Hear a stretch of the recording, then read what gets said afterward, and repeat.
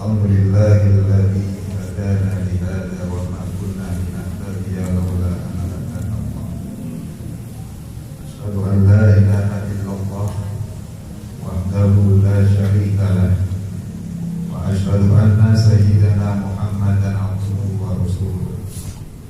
Allahumma shalli wa sallim wa barik ala sayyidina Muhammad wa ala alihi wa sahbihi ajma'in, amma ba'du.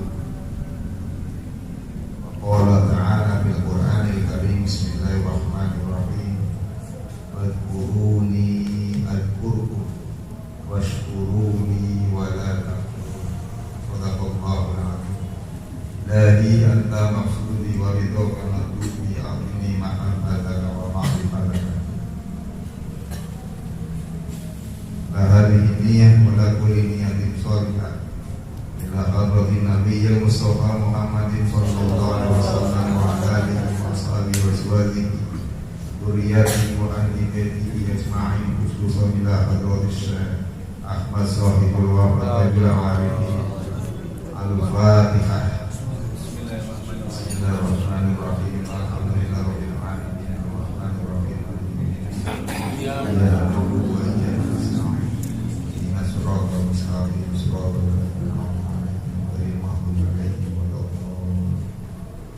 sama-sama kita hormati Imam Muqaddaman Bu Hajar Deni dan Ustaz Ahmad serta keluarga besarnya,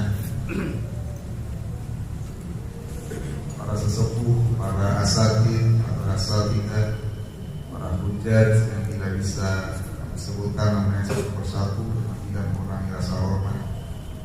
Bapak Ibu hadirin yang berbahagia,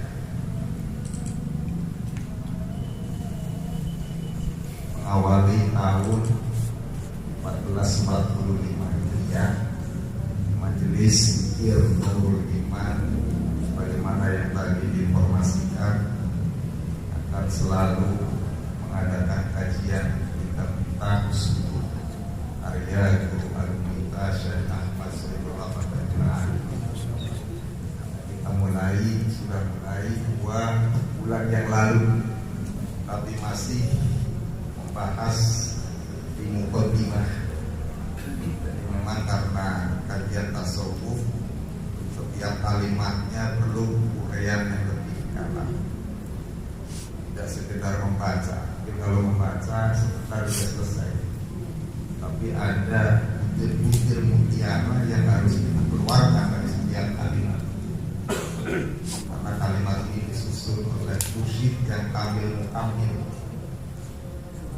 mana beliau tidak hanya memindahkan dari kitab karya ulama, tapi juga dari hasil riyadhah beliau tuangkan. Dan untuk mengkaji kitab ini sudah barang tentu kita menghubungkan rohani kita dengan Syekh Ahmad Shahibul Wafadatul Arifin. Pada bulan yang lalu di muqaddimah kita telah membahas tentang maklumat dari Guru Agung kita di dalam kitab ini, yakni bahwa an-nadhikru min aqdamil umuril fadhail. Yang pertama kemarin, mudah-mudahan masih ingat ya, bahwa zikir itu merupakan ibadah yang paling agung dari ibadah-ibadah yang utama. Yang pertama kemarin, ingat ya. Yang kedua, wa afdhalil qurban, bahwa zikir itu merupakan pendekatan diri kepada Allah yang paling utama. Yang ketiga, wa awsalil wasail, bahwa zikir itu merupakan media yang paling cepat untuk menghantarkan kita bisa wusul kepada Allah Subhanahu wa taala. Ini 3 hal yang Guru Agung kita sampaikan melalui muqaddimahnya yang bulan lalu sudah kita bahas. Nah, apakah 3 hal tadi yang disampaikan oleh Syekh Ahmad Shahibul Wafadatul Arifin itu memiliki landasan hukum, memiliki dalilnya? Sebab apalagi zaman sekarang orang bentar-bentar mintanya dalil. tahu level dia taklid apa mutabi, yang jelas mustahil juga belum. Tapi setiap ada sesuatu tanya dalilnya mana. Kalau nggak ada dalilnya bid'ah. Kan selalu begitu sekarang. Apalagi yang kemarin di YouTube lagi rame. Tahu kan di YouTube lagi rame? Indonesia katanya utar-utar Al-Fatihah, Al-Fatihah. Katanya itu bid'ah. Ya Allah, begitu ceteknya. Jadi apakah yang disampaikan oleh guru kita di dalam muqaddimah tadi tentang tiga hal tersebut, bahwa zikir merupakan ketaatan yang paling agung dari ketaatan yang utama. Zikir merupakan media pendekatan diri kepada Allah yang paling utama. Zikir merupakan wasilah yang akan dapat mengantarkan orang untuk bisa usul kepada Allah. Apa dalilnya? Pada baris berikutnya guru kita menulis dalil-dalilnya. Di antaranya Allah Ta'ala, Allah Subhanahu wa taala berfirman, wala dzikrullahi akbar. Ini yang pertama. Dalil yang ditulis di dalam muqaddimah kitab tersebut. Wala dzikrullahi akbar. Zikir kepada Allah itu akbar, lebih utama dari ibadah-ibadah yang lain. Ini surat apa ini? Kita potongan ayat nih. Masalah surah Al-Ankabut ayat 45. Coba dibuka. Bunyi ayat depannya itu utlu ma uhiya ilaika minal kitab wa aqimis sholat innas sholata tanha 'anil fahsya'i wal munkar wa la dzikrullahi akbar wallahu ya'lamu ma tasna'un. Surat Al-Ankabut ayat 40. Ketahuan nih tadarusnya kalau Ramadan kayaknya. Jadi ini potongan ayat utlu ma uhiya ilaika minal kitab. Baca Al-Quran yang telah diwahyukan kepadamu wahai Muhammad. Ini hitungnya kepada Rasulullah Muhammad, tapi secara umum untuk kita semua. Baca Al-Quran yang telah diwahyukan kepada Muhammad. Wa aqimis sholat, dan dirikanlah sholat. Inna sholata tanha 'anil fahsya'i wal munkar. Sesungguhnya sholat itu dapat mencegah dari perbuatan keji dan munkar. Jadi melalui ayat ini ada dua hal yang harus terus-menerus kita lakukan dalam kehidupan. Kalau kita ingin lepas dari berbagai problem kehidupan, apakah problem rumah tangga, problem karir, problem apapun dalam kehidupan, utlu ma uhiya ilaika minal kitab. Baca Al-Quran, jangan tinggal itu Al-Quran. Kita harus punya target paling nggak 11 kali khotam Al-Quran. Kalau 11 kali khotam Al-Quran berarti satu hari berapa?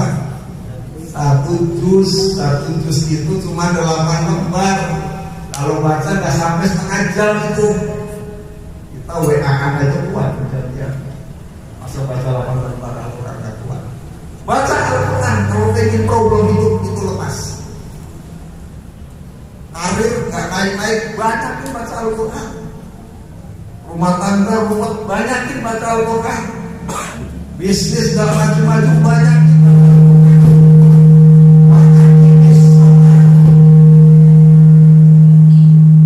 Yang kedua, diriin sholat. Harus istiqomah kita melaksanakan sholat, karena sholat itu bisa menjadi modal bagi kehidupan kita.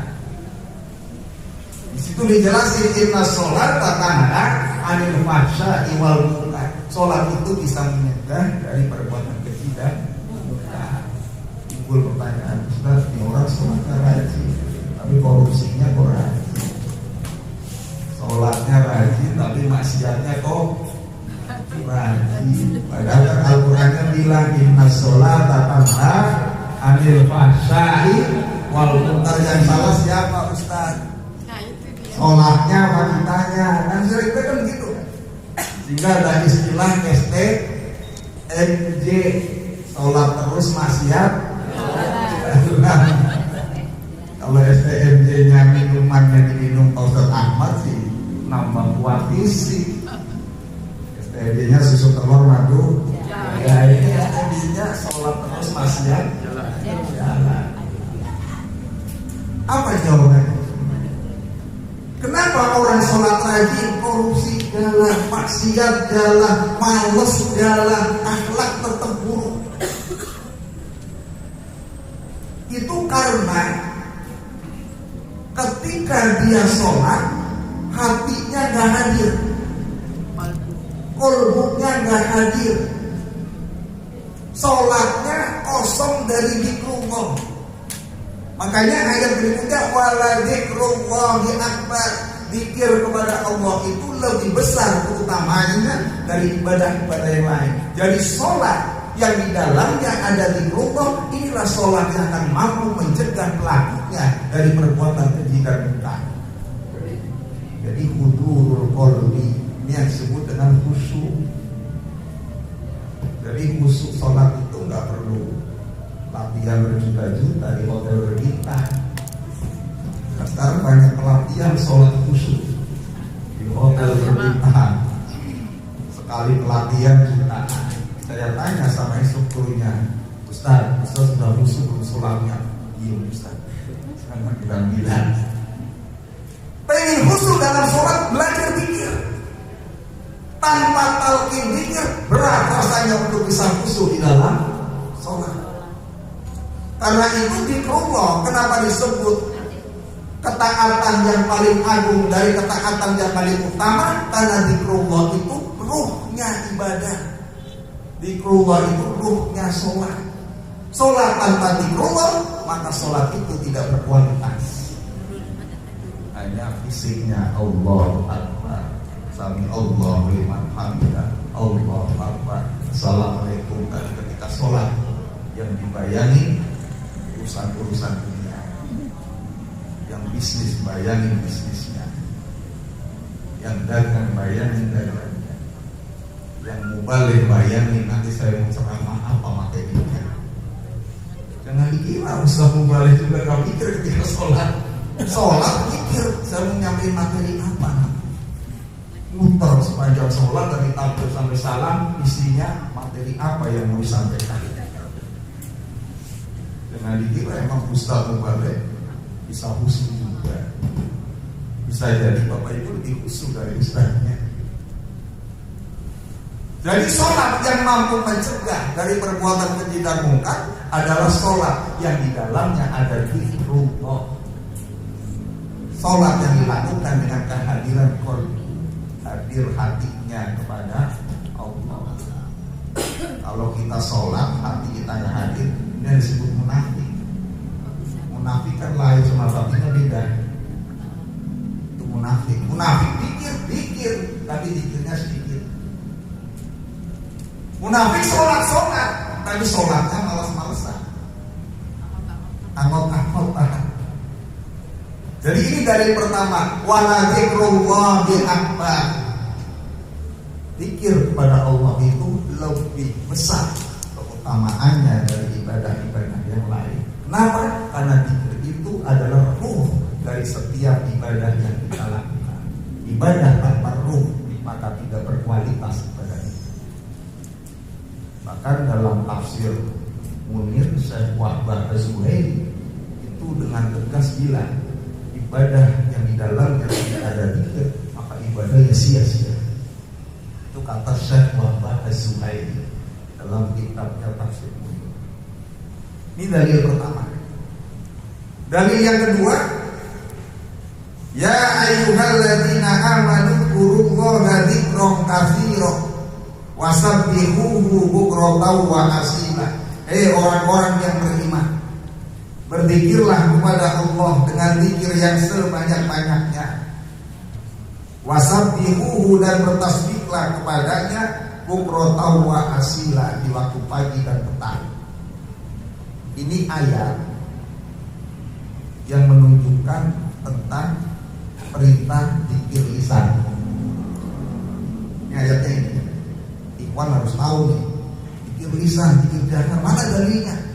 Gak ada dalilnya. Nih ayat ini surat apa nih?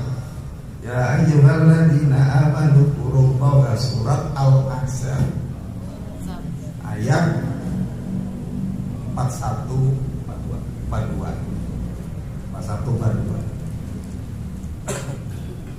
Ini dalil tentang zikir lisan. Jadi tahu ya kalau ditanya mana zikir jahar, tidak itu mana dalilnya? Ini dalilnya surat Al-Ahzab ayat 41. Wahai orang-orang yang beriman, berzikirlah kamu kepada Allah. Ayudkuruhu bil lisan. Di dalam tafsir Samarqandi dijelasin begitu. Tafsir Samarqandi itu nama lainnya tafsir Bahrul Ulum. Zikron kasiro, dengan zikir yang banyak. Arti zikir yang banyak itu adalah berzikir dalam setiap kondisi. Apakah kondisi taat, apakah kondisi maksiat, apakah kondisi mendapatkan nikmat, apakah kondisi mendapatkan kesusahan, kita harus banyak berzikir kepada Allah. Yang bulan lalu sudah saya jelasin, ketika dalam keadaan taat kita zikir kepada Allah. Ketika kita terjerumus ke dalam maksiat, segera ingat kepada Allah dengan istighfar, taubat. Jangan kasihkan dengan maksiat. Tanggung Ustaz nih, maksiatnya lagi enak-enaknya nih. Jangan langsung istighfar. Ketika kita dapat nikmat, berzikir kepada Allah dengan bersyukur. Ketika dapat kesusahan, berzikir kepada Allah dengan cara bersabar. Itu dzikrul katsir.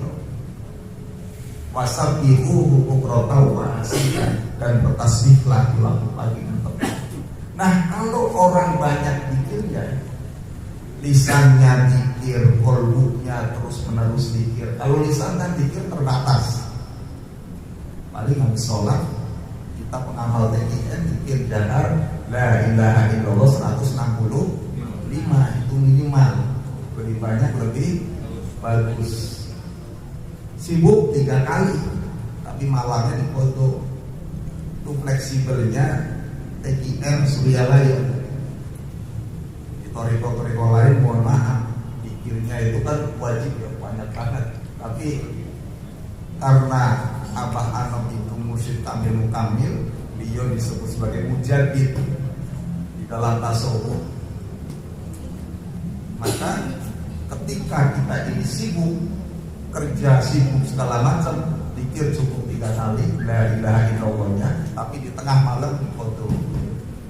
Jangan keenakan, mentang-mentang ada rukhsah, ada keringanan 3 kali, malamnya 12 3 kalinya 3 kali, malamnya dipoto, dibanyakin. Nah, zikir jahar itu dibatasi oleh waktu, dibatasi oleh tempat. Ketika kita masuk toilet, nggak boleh kita lisannya berzikir jahar. Masuk ke toilet, la ilaha, nggak boleh, haram hukumnya. Tapi ada zikir yang tidak dibatasi oleh waktu dan tempat, yakni zikir yang ada di dalam Quran, yang disebut dengan zikir hobi. Jadi kalau kita selalu zikir hobi, Allah. Di bagian baru ya. Kalau bagi yang lama sudah talqin, kita nggak boleh ikutin itu, cukup dengan isyarat. Allah dalam qalbu kita, itu zikir hobi. Nah, ini tidak dibatasi oleh waktu dan tempat. Kapanpun kita, dimanapun kita berada, qalbu kita harus senantiasa berzikir kepada Allah sebanyak-banyaknya. Mau tidur zikir sampai tertidur. Jadi kalau kita tidurnya sambil zikir, qalbunya zikir Allah sampai tertidur, itu tidur kita bernilai ibadah. Kalau kita lagi tidur Israfil silaturahim sama kita meninggal dalam kondisi husnul khotimah. Kan Israfil nggak kenal waktu. Kita nggak bisa nawar, tapi kalau lagi tidur saya bangun nggak bisa. Apalagi tidur itu temennya mati. Makanya kalau orang banyak tidur berarti dia lebih senang dekat dengan mati. Tidur itu temennya mati. Makanya kita dilatih jangan banyak tidur. Sering melek, makanya jam 2 dilatih oleh guru kita, bangun. Apain jam 2 bangun? Mandi taubat. Habis mandi taubat, sholat sunnah, syukrul wudu, sholat sunnah, tahiyatul masjid kalau memang kita dalam masjid, sholat sunnah, taubat, tahajud, tasbih, witirnya 11 rakaat. Kita witir paling banter berapa? 3 nggak nambah-nambah. 3 nggak nambah-nambah ya. Witirnya 11 rakaat, selesai witir zikir sampai subuh. Kita dilatih untuk melek. Begitu subuh kita sholat, zikir sambil nunggu datangnya Isra, waktu suruh datang kita sholat sunnah Isra. Apa nggak nikmat? Jadi zikir qalbu, zikir yang banyak. Nah, kalau manusia banyak berzikir kepada Allah, Allah akan berikan 3 jaminan kepada kita. Di ayat selanjutnya nggak ditulis dalam kitab ini, surah Al-Asr ayat 42. Walladzi yusolli 'alaikum wa malaikatuhu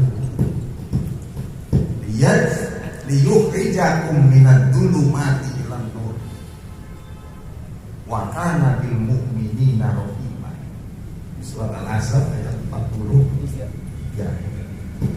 Jaminan pertama, orang yang banyak berzikir kepada Allah akan mendapatkan sholawat dari Allah dan para malaikat. Alhamdulillah. Allah sholawat sama kita. Malaikat sholawat sama kita. Apa artinya? Sholawatnya Allah kepada hambanya itu artinya Allah akan memberikan karunia berupa rahmat kepada hamba-hambanya yang banyak berzikir kepada Allah. Allah turunin rahmat, turunin karunia. Rahmat bukan hanya urusan dunia, tapi ketenangan batin, ketentraman batin, kelancaran hidup. Itu rahmat dari Allah. Sedangkan sholawat dari malaikat adalah permohonan ampun, permohonan ampunan dari malaikat untuk hamba-hamba Allah yang banyak berpikir. Bayangin malaikat mohon ampun sama Allah, ya Allah, ampuni jamaah majelis zikir Nurul Iman. Amin ya Allah. Amin. Malaikat mohon ampun sama, kalau yang mohon ampun malaikat kira-kira diterima apa tidak diterima? Pasti diterima malaikat tercinta. Kenapa malaikat memohon ampun? Allah itu ketika ada orang banyak pikir, Allah bilang sama malaikat, ya malaikat tuh lihat tuh hamba-hamba saya tuh lebih banyak nyebut nama saya, lebih banyak berpikir, malaikat ini. Ikhwan bagian Suralaya Capak Ciledug Kairo Majelis Nurul Iman membuat para malaikat di aras kiri. Akhirnya apa? Akhirnya mereka berdoa kepada Allah, ampuni dosa seluruh hamba-Mu yang banyak berpikir kepada. Dapat sholawat dari Allah dan malaikat. Sholawat dari Allah berupa rahmat, sholawat dari malaikat berupa ampunan. Yang ketiga, liyukhrijakum minadh dhulumati ilan nur. Jaminan yang akan Allah berikan kepada orang yang banyak berzikir adalah Allah akan mengeluarkan orang itu dari kegelapan kepada cahaya Allah. Kegelapan itu bisa berupa kemaksiatan kepada ketaatan. Tadinya hobinya maksiat berubah menjadi taat. Tadinya hidupnya banyak masalah berubah menjadi penuh kenikmatan. Tuliyukhrijakum minadh dhulumati ilan nur. Maka orang yang banyak berzikir kepada Allah jamin dia akan tenang ketika menghadapi kehidupan. Jadi orang tenang itu bukan berarti nggak punya masalah. Setiap orang hidup pasti punya masalah. Kalau mau ingin punya masalah maka jangan nggak hidup aja masih punya masalah di alam barzakh. Jangan dikira saya nggak punya masalah masuk kuburan. Begitu masuk kuburan punya masalah. Mungkar nakir datang, ayo mau apa? Gak ada yang bantuin. Kalau di sini masih ada yang bantuin. Punya masalah, bisa datang ke wajah Denny bisa punya masalah nih. Solusinya gimana? Banyak dipikir, banyak yang pikir.